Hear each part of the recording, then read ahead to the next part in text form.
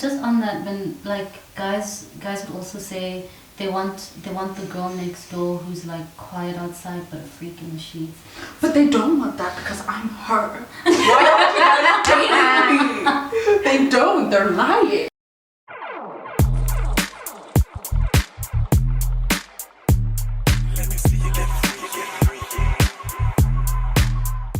Hey everybody, welcome to the Julia Kamanga Show. How you doing? Hope you're good. Happy Women's Month and all the whatever. Today what's happening is I brought my friends through because first and foremost, we can have friends and we love each other. We know each other for 5 years. 5 years. Shock. I know, right? Mad. Wild. Madness. Mad.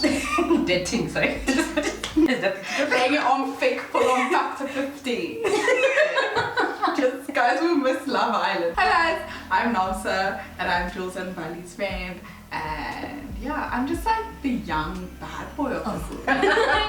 Hi, my name's Mbali. I guess I'm their friend too. I don't know what else I'm supposed to say. What are you? What do you do? What's your name? What's your age? What's your How come you didn't pretend like this? Everyone knows. No, I did a good job, Oh, okay. so sorry, can I start again? I'm so sorry that you Yeah. have to go in with this. What had happened was I saw this tweet and it was pretty much saying that like women hate each other and women are actually hateful, we're competitive and we're not true friends like men are.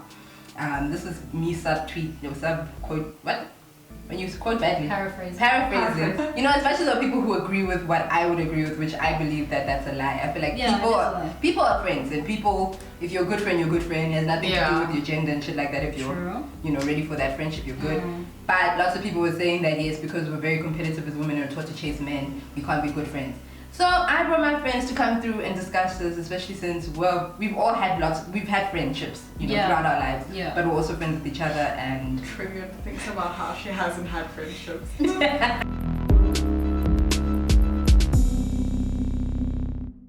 I think I used to be someone that like had a lot more male friends than I did like women. And I always did have that mindset of like women are just dramatic, like, do you know what I mean? If I'm in a friend group where it's mostly women, we're just gonna be fighting all the time or whatever. Because I don't like conflict. I use that as justification for like, I don't like conflict, so I don't want to be friends with people who'll have a lot of conflict.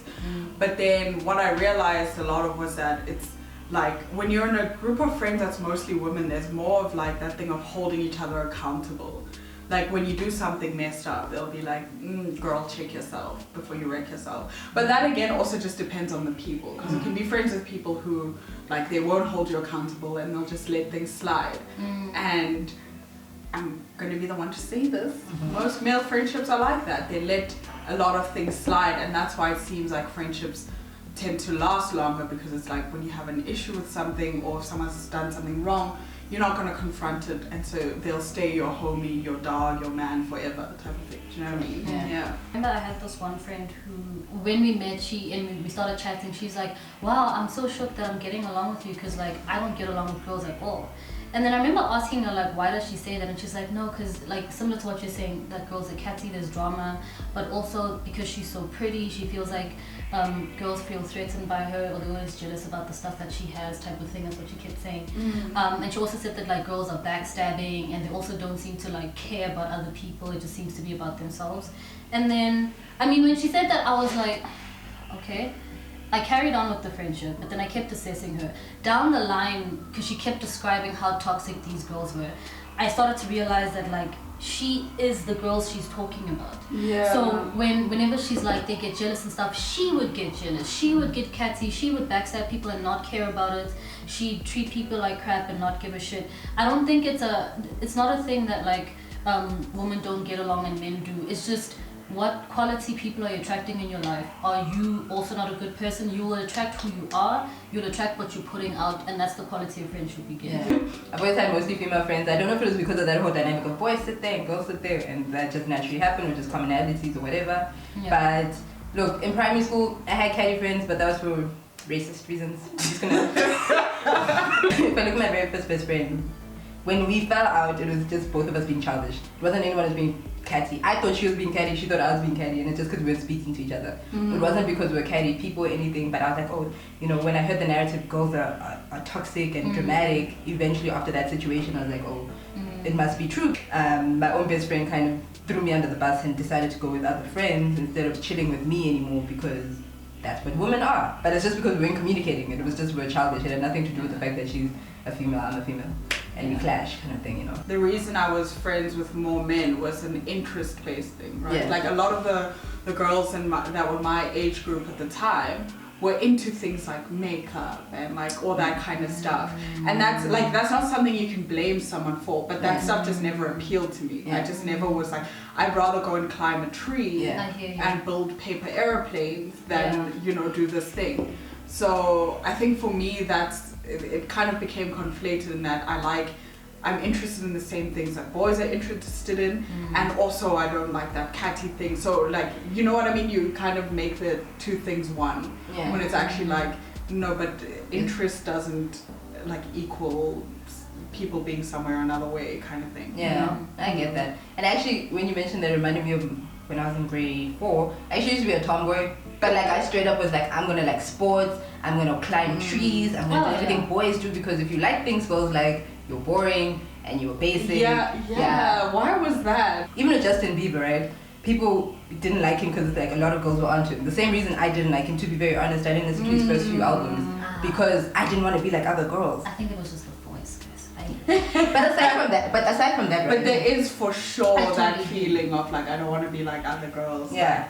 And almost making a point of it, like in high school, making a point of like, I used to take so much pride when men would tell me like, oh my gosh, you're so cool. Yeah. You're not like other girls. And I'm like, but I kind of like, girls are so many different things that you can't just conflate it to like, they like Justin Bieber. Like that's, like who is, if that's your only personality trait, then sorry. Do you know what I mean? Like people are so much more than that, than what they like or don't like. But I think even the idea of competition and stuff was taught to us by family growing up. When you got to conversations of when you get married and stuff, and what you need, who the person you need to be the perfect wife, that conversation usually it's either a mom or an auntie. It's definitely a woman that says, if you can't clean, you'll find someone who can, or if you can't cook, you'll find. And saying that constantly is like, okay, so it's either me or this her she keeps referring to. And it's not even like we actively, I don't think we all go out actively like feeling like every woman is our competition. But then our family, like, bless them, but they put that in the back of our minds when they say these things, and then you feel that way. Then you start dating, and it's about before you started dating, if you wore casual clothes and your guy is talking to a girl who wears like really, you know, what's in, what's trending, then you start to look at yourself differently, and whether you are aware of it or not, you kind of now see her as competition. But it wasn't always there. I don't think we naturally want to compete with each other. The world sets it like that. It's the family, then it's magazines, then it's what everyone's talking about on social media. I didn't know what Mbali said, that competitive thing, like, because I definitely see it in myself, but in different ways of like I remember when we used to go out, like, does anyone remember that? Going out? We used to go out legally? But I used to have this thing of like, because I'm the cool girl, I don't even have to compete. Do you know what I mean? I'm the girl that guys are always like, oh my gosh, I'm so glad you're so cool. Do you know what I mean? Like, you're not always on my dick or whatever. I always felt this thing of like, I'm so superior because I don't have this. Okay, not so superior, but you know what I mean? That's that type of thing. And yeah, like for me, I think it can work in a positive and negative way, in that I always have this thing of like, he knows where home is. Like, I know when we would talk about relationships and not so much friendships, but it's like, I don't know, that's still seeing other women as competition. When you're like, oh no, he can go and play there, but he's gonna come back. That's another toxic thing of like, why you immediately assuming that like every other woman is gonna be some kind of competition or some kind of threat.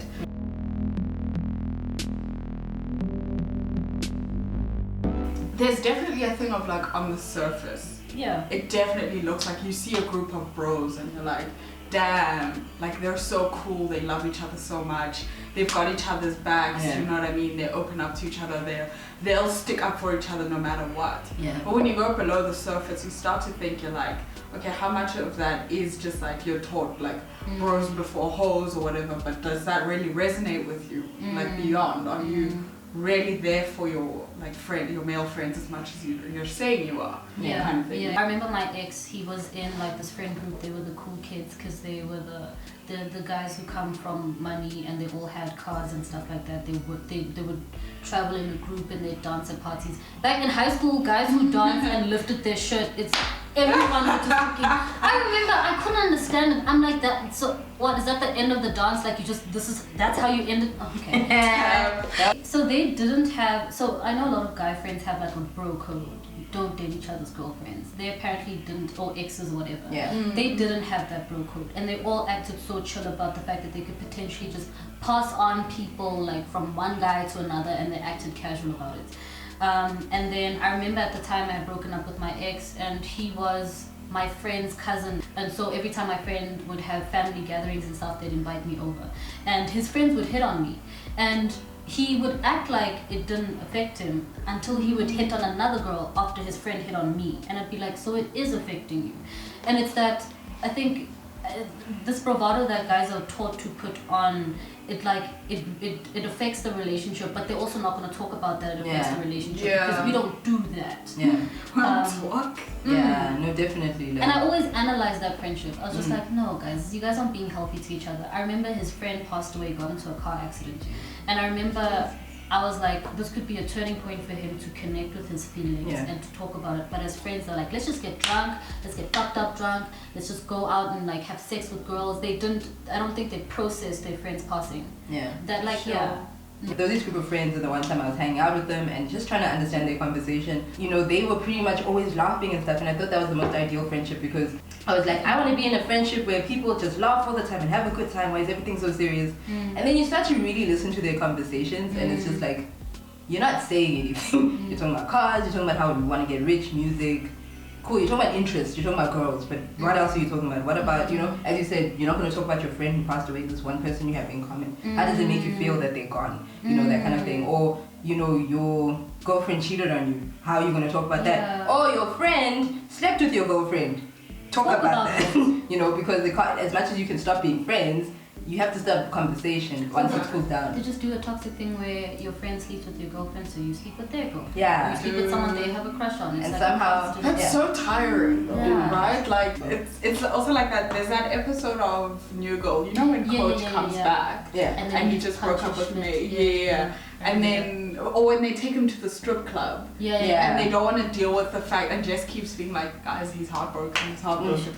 And when it comes out, it's like. That's the idea of like that I see a lot of male friend groups having is that like if something goes wrong, this is how we deal with it, this is how we've always dealt with it, let's carry on dealing with it this way. But it's like you grow up, like it's been years since they've been in college and dealing with stuff like that.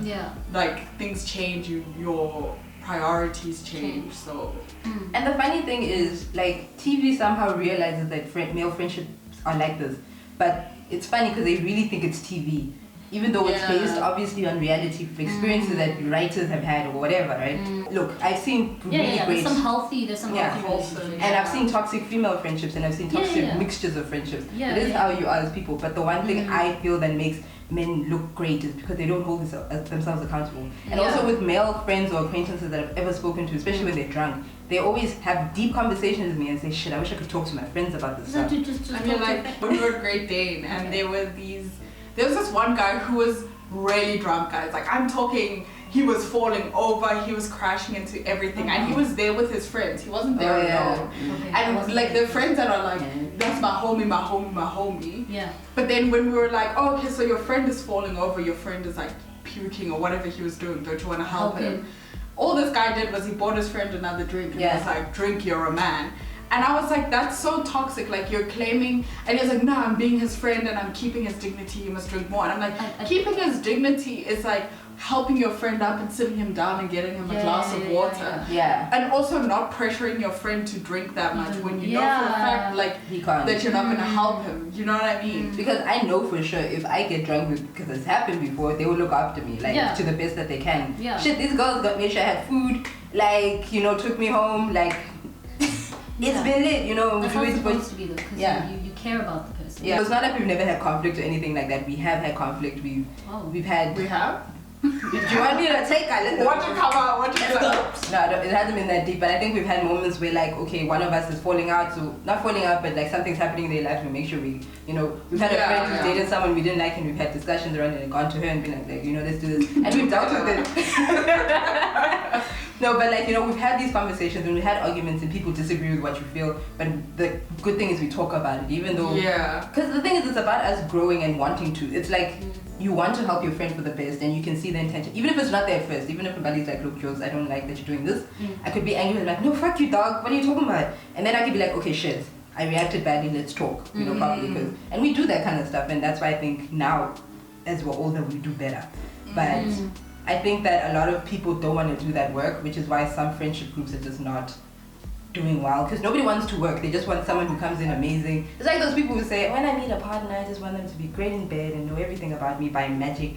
Yeah, and it's like, how sweet. Kind of to sum up this thing, why do you think that they are women / pick-me's? Sorry. Anyways, why do you think... Anyways,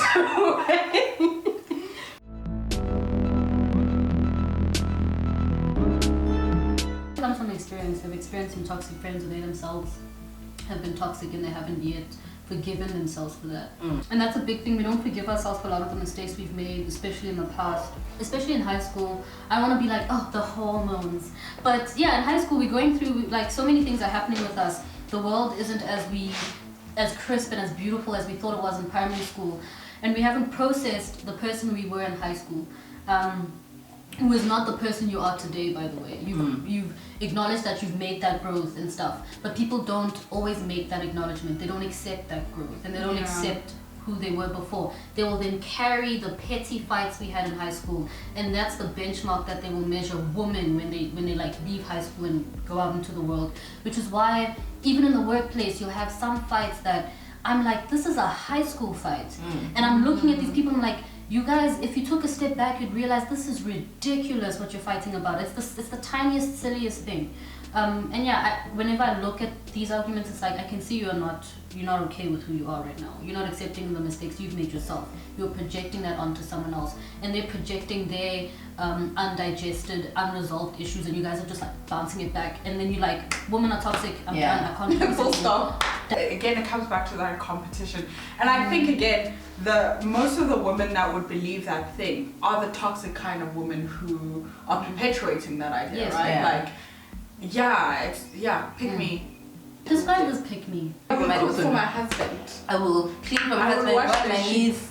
Because not because I want to, but it's because I'm a woman. And it's my duty.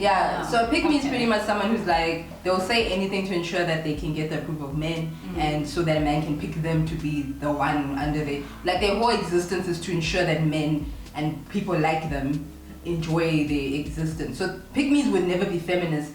So yeah, actually I've seen this before. Pick-me's would do feminist things, but never call themselves feminists because they don't want to ward men off. Yeah. They're like, I'm not a feminist, I just believe in equality. And you're just like... Okay, in that sense, that used to be me. I used to be so scared of calling myself a feminist. No, it's just that thought that a lot of the time we measure our value based on boys' opinions of us. Yeah. And I think that also adds to why certain women think women are toxic with each other. Yeah. Because it's a group of you doing the same shit. You all trying to perform for a guy and do what the guy wants. Like, promise me the minute you stop caring about what men think, yo, girl. I think my first sort of few years of university, and I don't know if you guys could see this, but it did feel like a lot of the time I was seeking like the approval of the men I was like interacting with a bit.